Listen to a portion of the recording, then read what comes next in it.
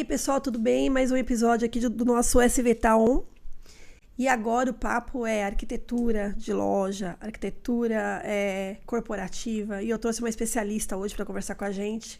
Uma conhecida minha aí de supermercado, né? De varejo, né, Kátia? Tudo bem? Sim, tudo ótimo, Dani. E você? Tudo ótimo. Vou pedir para você se apresentar para quem te conhece. Eu te conheço, mas muita gente aí te conhece, outros não te conhecem. Sim, eu sou a Kátia Bello, arquiteta de formação. Trabalho nesse ramo há 30 anos, sendo que exclusivamente em varejo. Então, a vida vai levando a gente, né, por alguns caminhos. Foi muito... Quando eu comecei a trabalhar, não tinha computador, não tinha celular, nada disso. E, na época, eu estudava na USP e eu era assessora de monitoria quando ainda era aquele monitor de fósforo verde que o CAD estava entrando no Brasil, veja só. E aí, a mosquinha do varejo me picou quando eles tinham... Eu trabalhava numa multinacional que tinha uma rede de lojas, porque eles foram na USP procurar quem podia operar AutoCAD, que era uma coisa muito nova que estava chegando no Brasil. Como eu dava monitoria, assessorava a professora, na época que eu ainda estava na faculdade. O AutoCAD, desculpa, o que é? Que eu não sou da arquitetura. Desculpa, é aquele software que desenha as plantas. Tá, os primeiros, Os assim, primeiros, nossa. isso. Hoje ainda é um dos, né? Hoje Tá. já tem outros, enfim, mas ele é um dos. E aí, por isso que eu comecei a trabalhar com varejo, porque naquela época, ainda hoje, varejo não é uma coisa que se ensina muito nas faculdades de arquitetura, né? Naquela época não se ensinava nada. Então, eles precisavam de alguém que soubesse operar o software, porque era uma coisa complicada, era quase como programar naquela época, você não tinha mouse para desenhar a planta, você desenhava a planta dando coordenadas, era como uma programação. Nossa, difícil, hein, Kátia? Era difícil na época, mas foi aí que eu entrei no varejo. E de lá para cá, trabalhei bastante em operação de varejo, mesmo chão de loja, que é uma das coisas que eu agradeço, porque no chão da loja você percebe, aprende muitas coisas. Então, quando eu fazia layout, eu via, quando você mudava um produto de lugar, o que afetava, por exemplo, no giro daquele produto, ou se você mudava uma categoria de lugar, o que mudava na margem. E foi lá que nasceu a metodologia que a Opus hoje usa. Então, a Opus Design tem 22 anos e ela nasceu, eu sou fundadora da Opus, e ela nasceu dessa experiência de entender no chão da loja qual é a diferença de você fazer uma arquitetura a serviço de uma operação para ela ficar mais rentável, para ela entregar mais coisas para os clientes, mais experiências, e como você fideliza clientes também através da arquitetura de ponto de venda. Então, a metodologia que a gente tem é exclusiva, a gente que fez essa metodologia. Então, depois a gente foi buscar outros parâmetros, né? A gente tem gestão de varejo na nossa metodologia, tem coisas de antropologia, tem coisas de neuromarketing que a gente foi agregando para que a arquitetura seja só o meio. A arquitetura para nós e design, ela é a mídia, mas a base da nossa metodologia está nessa experiência em varejo que a gente tem acumulada desses 30 anos. Então, é isso que a gente faz. Você lembra qual foi a primeira loja de supermercado que vocês fizeram? Que você fez como Kátia Bello ou como Opus? Sim. E como era essa loja? Sim. Como era a arquitetura dessa loja? Quer dizer, vocês mudaram a arquitetura do supermercado. Sim. Porque isso não existia. Não. Nem o supermercadista tinha essa ideia de que era importante ele pensar todo o projeto, e o mercado também. Não existia uma lacuna no mercado, né? Sim, Mas você lembra existia. qual foi a primeira loja? Eu lembro. Na verdade, a gente fez uma loja que ela virou referência no estado inteiro. Por quê? Foi muito curioso. Ela tinha uma junção de prédios.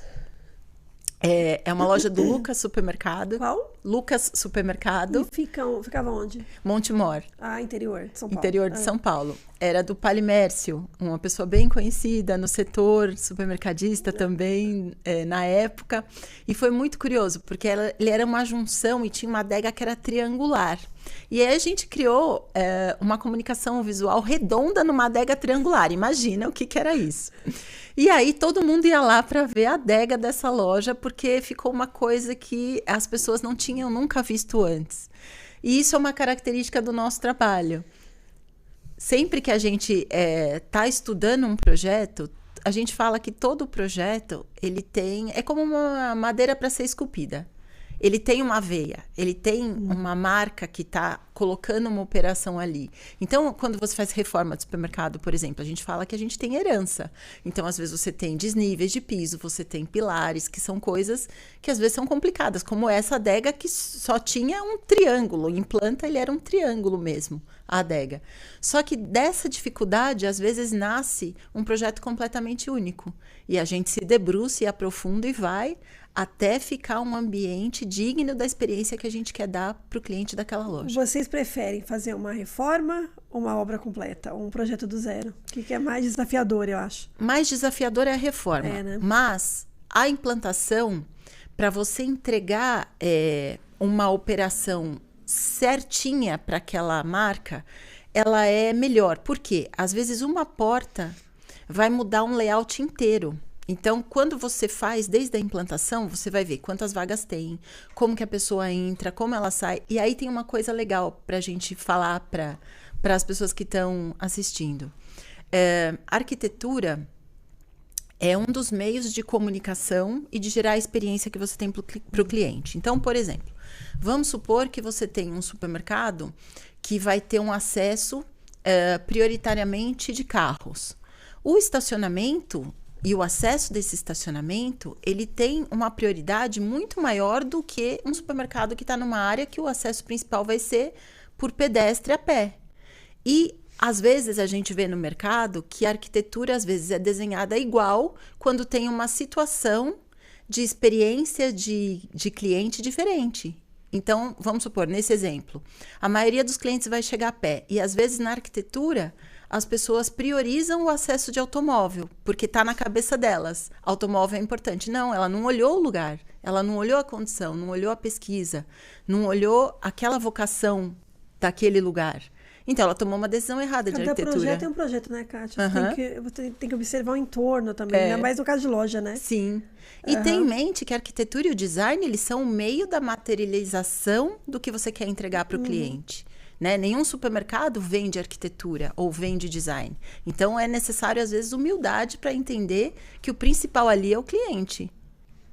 Em que momento, nesses 30 anos aí, né, 22 de Opus, você 30, Opus 22, que você percebeu que o mercado deu uma acordada? Não, olha, principalmente ao setor do supermercadista, no caso do setor do varejo, né? Que eu acho que você, não só supermercado, quando você fala de varejo, você faz outras... Sim. Você já fez varejo de moda, varejo... Moda, material de construção, pet shop, então, estamos falando, gente, de varejo de uma forma mais, né? O varejo como um todo, aí, com os vários canais que compõem ele. Em que momento que você percebeu, em que década, em que ano, você fala, nossa, o mercado acordou. O pessoal acordou, entendeu a importância de um projeto. Digamos assim, o acordar acontece quando a concorrência fica mais acirrada. Então, eu percebi vários acordares ao longo do tempo. Se é que existe esse português, acordares, dos setores, né? Juntos ou de cada setor, assim? De cada setor e de cada região. Então, por exemplo, e tem levas, né? Eu me lembro quando o hipermercado chegou no Brasil. Nossa. Né? Eu me lembro disso. E eu me lembro como consumidora, né? O que era aquilo... Era o máximo, né? Era o máximo. Né? Era o máximo. Quando, era o máximo. Era ótimo. Era um shopping. Era um shopping, exatamente. E como os formatos foram mudando. Sim. Só que, na medida que você ainda tinha cidades para comprar um terreno onde você não tinha concorrência, você concorda que você tinha livre demanda. Então, o que você fizesse ali, você ia ganhar dinheiro. Só que agora não. Aonde você acha um lugar que só você vai colocar um supermercado ou qualquer outro tipo de varejo, você não vai ter concorrência. Mesmo que não tivesse concorrência física, tem a concorrência do online. Sim. Ou seja, é necessário profissionalizar. E é necessário mais do que somente implantar um prédio com paredes e colocar gôndolas dentro.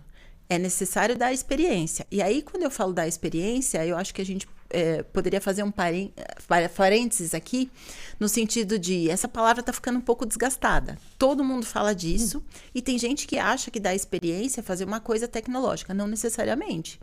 Quando eu tenho um público prioritariamente de idade avançada, que vai a pé no meu supermercado, na minha loja, qualquer que seja, e eu dou um banco para ele descansar e respirar antes de fazer as compras, eu estou dando experiência. De novo, tem que olhar loja por loja. É isso? É isso. Clientela por clientela, né? Exato. Região por região. Exato. Um projeto que serve para uma loja de uma mesma rede. Né? Você que está vendo a gente que tem, sei lá, 10, 20, 30 lojas. Sim. O que você projetar para uma loja pode não ser o mesmo para as outras 9. Exatamente. Ou para mais uma. Entendeu? Exatamente, né? isso. E aí, existe uma questão de aprofundar um pouco o olhar. E nesse tempo que a gente vive, que é o tempo da pressa, do pouco tempo para fazer tudo, às vezes coisas diferentes são tratadas como iguais. Que nem nesse exemplo da loja que a gente deu. Então, você trata uma loja que tem um perfil completamente diferente igual a uma outra. Eu vou dar um outro exemplo que eu acho que para ficar bem claro. Você tem um supermercado ao lado de uma faculdade, onde as pessoas vão no intervalo comprar alguns itens para lanchar ou para fazer uma refeição. O que é prioritário nesse supermercado, em termos de experiência? Eu tenho pouco tempo, eu preciso entrar, sair rápido, encontrar tudo que eu quero e, mais ainda, função do projeto, do layout, da ambientação do supermercado. Ele pode ter vindo para comprar um café. Na ambientação, eu vou dar a solução de compra inteira, para ele levar o café e algo mais que ele pode ter esquecido ou ele pode ter sido despertado a comprar. Isso é eficiência de projeto de loja. Porque se eu peguei um terreno, eu coloquei um prédio de acordo com as leis da prefeitura e eu só coloquei gôndolas dentro, sinto muito, tá perdendo dinheiro. E como, na sua opinião, que dica que você dá para que isso não aconteça no dia a dia, né? Por exemplo, você é supermercadista, você quer fazer um projeto aí, só que você tem milhões de coisas para resolver, só que é importante. Você quer mexer na loja. O que você acha? Como essa decisão ela pode ser, né, tomada de uma forma mais cautelosa? Como é que pode ser esse fluxo de trabalho entre vocês aí? É essencial o planejamento. Porque o planejamento, além de lhe dar novas condições e você tirar o máximo de aproveitamento operacional, você consegue, inclusive, diminuir sua manutenção futura ou diminuir o investimento. Só que para planejar, precisa organizar primeiro. Então, se você quer uma loja para inaugurar no mês X, a minha dica é conta ao contrário. Pega o dia X e vamos indo para trás, porque daí você vai entender quando você tem que começar o projeto, quando tem que finalizar o projeto, quando tem que executar.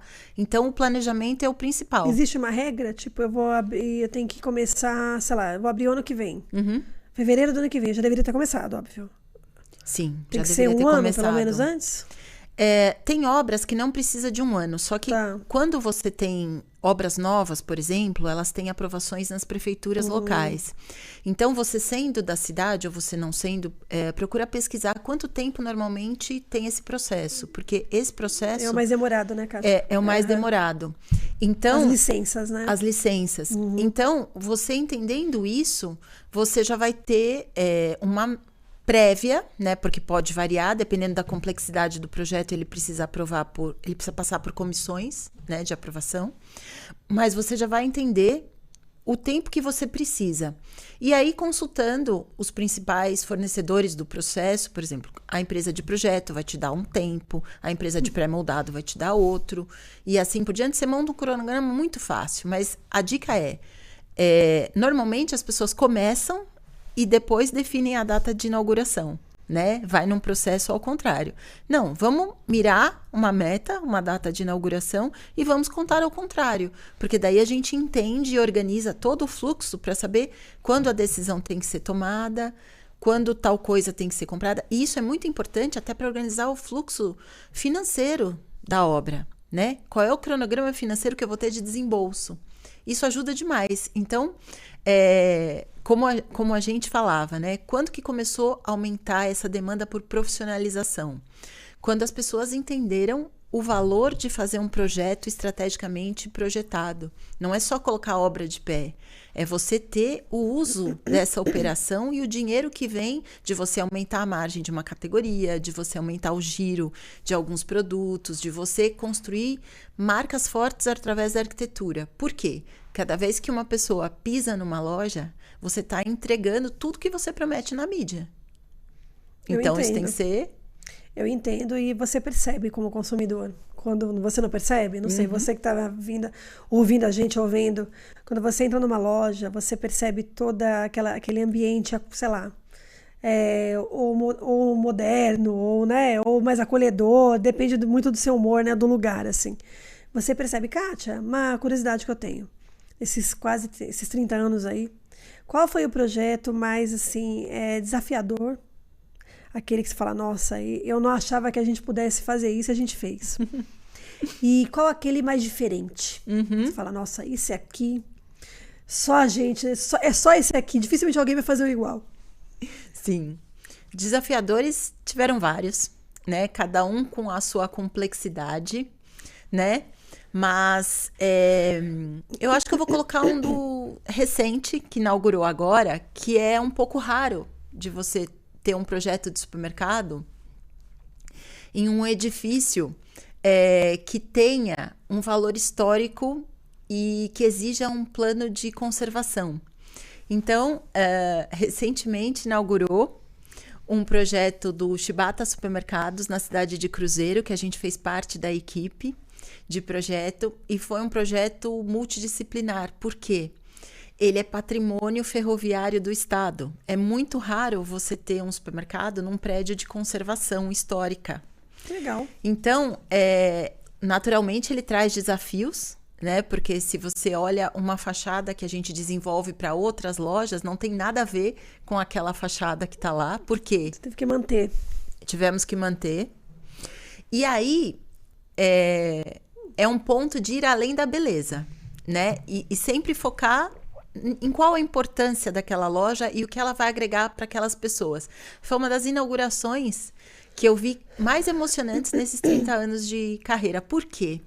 Porque as pessoas da cidade ficaram muito felizes com o novo uso do prédio. Porque isso estava gerando, o prédio estava se deteriorando e estava gerando um problema para a cidade.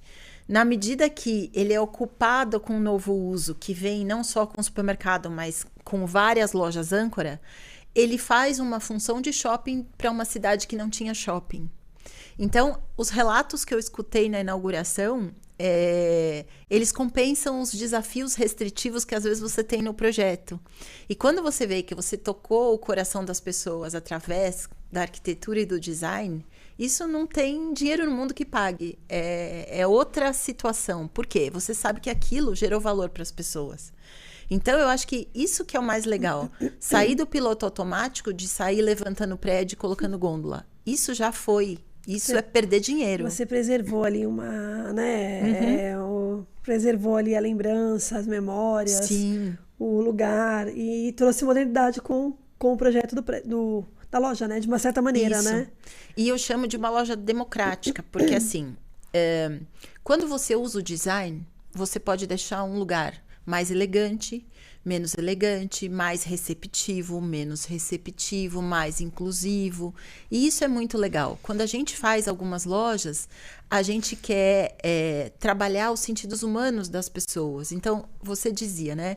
Quando a pessoa chega numa loja, por exemplo, ela tem um tempo de se aclimatar. Os sentidos dela estão se acostumando. Por exemplo, ela vem de um nível de luminosidade externo e ela entra no nível interno com outra quantidade de lux. Então, ela tem alguns momentos que ela está se situando, ela não percebe.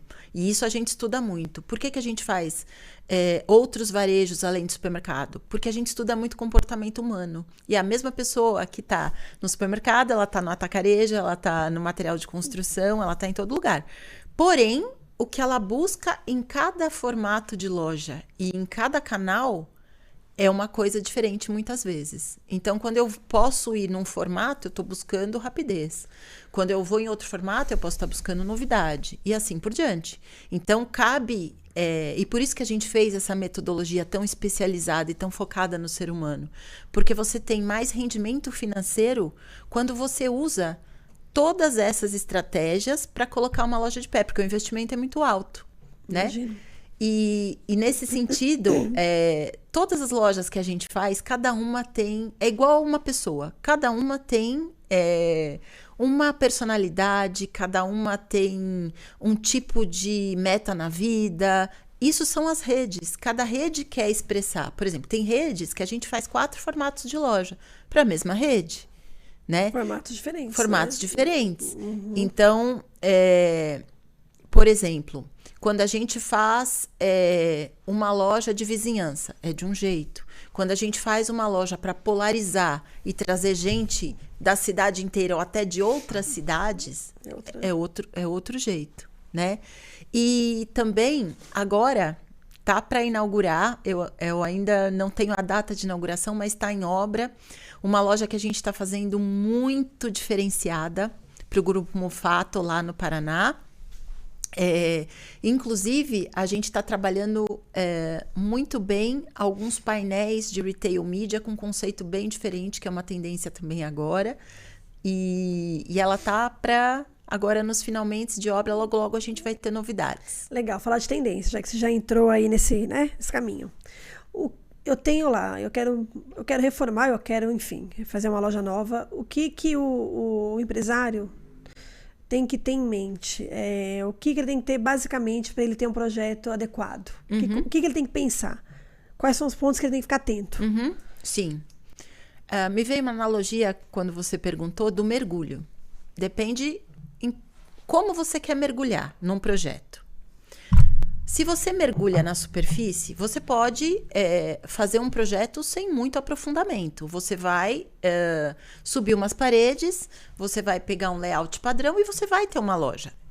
Em algumas situações, ela vai até faturar bem. Só que você não está construindo as suas dianteiras competitivas e de proteção de mercado, que a gente chama. Por quê? À medida que a concorrência vai se acirrando, e hoje você tem inteligência emocional que monitora preço de concorrência, por exemplo. Então, hoje tem algumas coisas que eram diferenciais no passado, por exemplo, preço, localização, que viraram obrigação. Ou você tem preço, ou você tem operação boa, ou você tem boa localização, ou você está fora do jogo, vai perder dinheiro. Só que, se você mergulha raso, que nem a gente fala, você pode até ter uma loja bonita, você vai ter uma loja operando, mas você não está tirando o máximo potencial em faturamento, rentabilidade e construção de marca dessa loja. Uhum. Quando você mergulha mais fundo, o que eu quero dizer mergulhar mais fundo? É ter mais informações sobre o público que você vai atingir. E aí eu não estou falando só de renda, nem de classe social, eu estou falando de hábitos de consumo e eu estou falando do que motiva as pessoas. Quando você entende o que motiva as pessoas, você consegue entregar melhor o que elas querem e o que elas nem sabem que elas precisam ainda. E a gente faz tudo isso com uma metodologia de análise. Então, antes da gente desenhar, a gente tem uma metodologia de análise que a gente desenvolveu, análise do negócio e análise da região que a gente vai implantar o supermercado. E aí sim, a partir disso a gente começa a desenhar. Porque daí você desenha para tirar o máximo proveito e ter a maior rentabilidade daquela implantação. Porque você investe muito dinheiro numa instalação do supermercado, não é uma instalação barata, né? Porque você tem toda a infraestrutura, a parte de frio alimentar, toda a parte que outros varejos não têm. Por exemplo, uma farmácia é muito mais barato de implantar do que um supermercado. Então, nesse sentido, é necessário você usar aquele ponto, não só para os produtos, para girar os produtos, mas para construir marca também. E para ter diferenciais. Então, vou dar um exemplo para ficar mais prático. Você está montando um supermercado. Vamos pegar o açougue, por exemplo.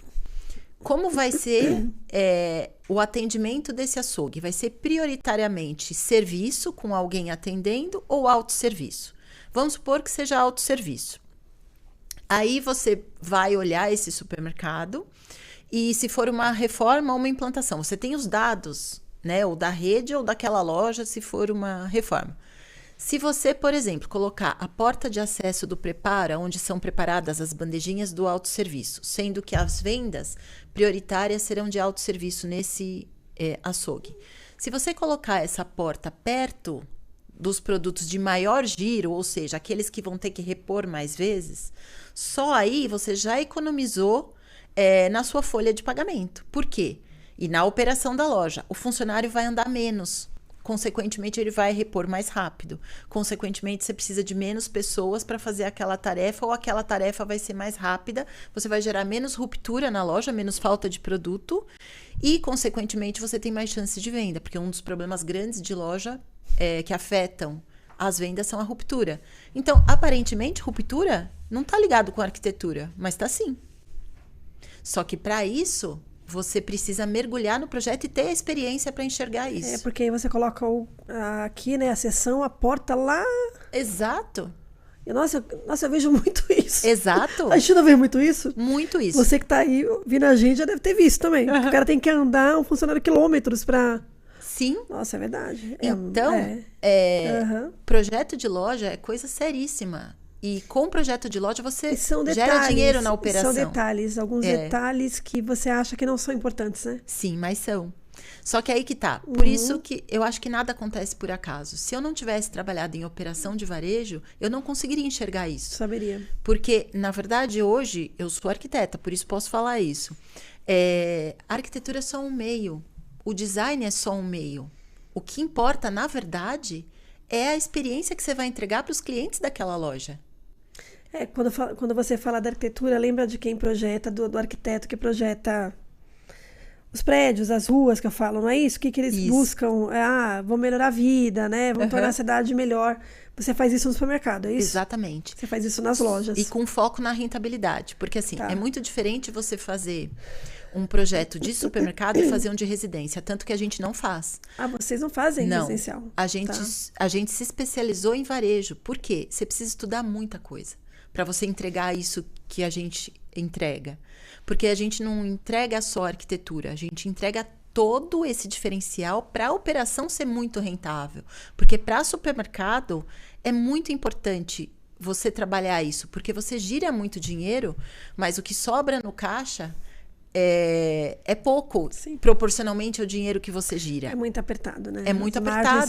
São muito. Então, qualquer milímetro que você economizar no custo operacional, ele entrega muito para a operação.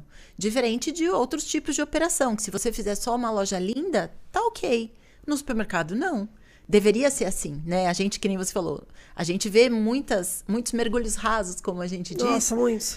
E assim... Vou me lembrar desse termo. Mergulho Quando eu entro na loja, eu já vou observar. Vamos ver até qual foi o nível que essa loja mergulhou, entendeu? Viu? Fica a dica aí. E aí, mergulhos mais profundos exigem técnica, né? E exige querer mergulhar.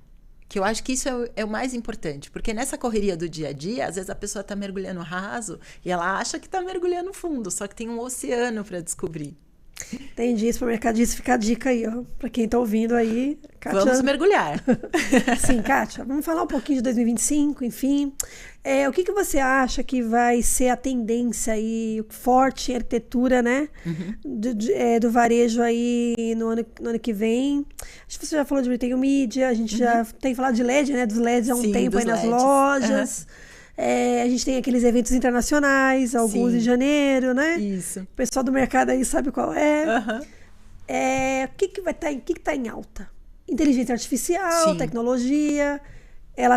Você acha que vai estar em alta em 2025? Qual vai ser o que a gente pode esperar aí? Sim. Das tendências aí? Eu acho que tem fases e tem ondas, né? Tem coisas de moda. Então, quantos lugares você já foi que você viu a tal parede instagramável?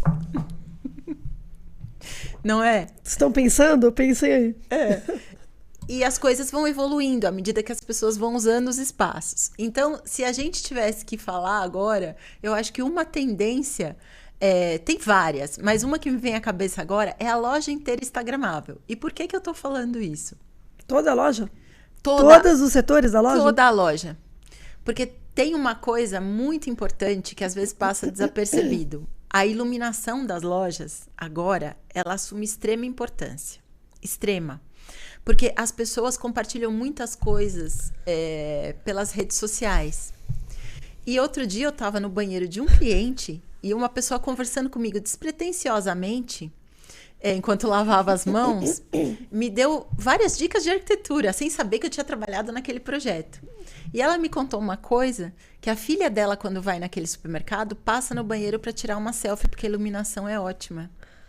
Quando que a gente ia pensar que um banheiro de supermercado podia ser cenário para selfie? Então, assim, a função da arquitetura está mudando. Então, quando a gente olha um prédio, na verdade, ele não é um prédio. Ele é um lugar onde a pessoa está vivendo a vida dela. E se ela vive a vida dela nas redes sociais, é bem provável que se você ajudá-la com essa tarefa, ela vai gostar de estar ali, por exemplo, fazendo uma selfie. Então, tudo volta para o ser humano.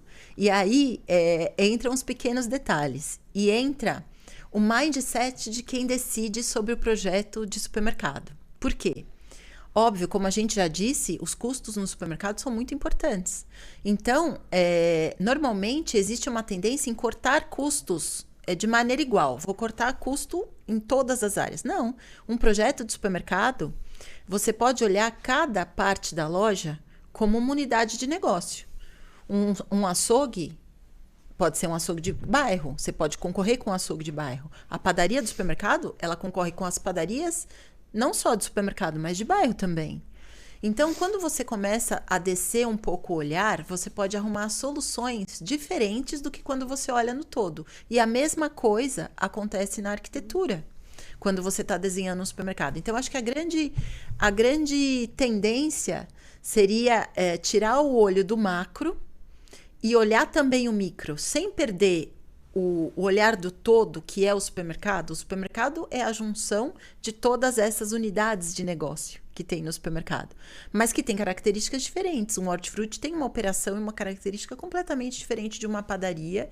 Tem nível de recorrência, uma pessoa volta no seu hortifruti com uma recorrência diferente do que ela volta, por exemplo, na sua área de limpeza. Porque ela pode se estocar em material de limpeza, mas ela não consegue se estocar em frutas pelo mesmo tempo que ela consegue. Então, tudo isso, eu acho que a tendência é maior que a gente seja com tecnologia embarcada. Não vamos perder o foco no humano, porque quando a gente perde o foco no humano, a gente perde o diferencial. Porque o que é diferencial? Cada vez mais... com a inteligência artificial, por exemplo, comparando coisas, vai ser muito difícil você se diferenciar se você não construir valor de verdade para as pessoas que estão ali. E para construir valor de verdade, a gente tem que olhar para o ser humano e entender o que importa para ele. É simples assim. Kátia, olha, a conversa está ótima, só que é isso, né, gente? O tempo aí já foi. Quero agradecer a sua presença aqui no nosso podcast, foi ótimo o nosso papo. Dá um recado aí para quem quiser falar com você, te achar, entrar em contato com a Opus, como é que faz? Perfeito. Daniel, que te agradeço. Foi ótimo estar aqui.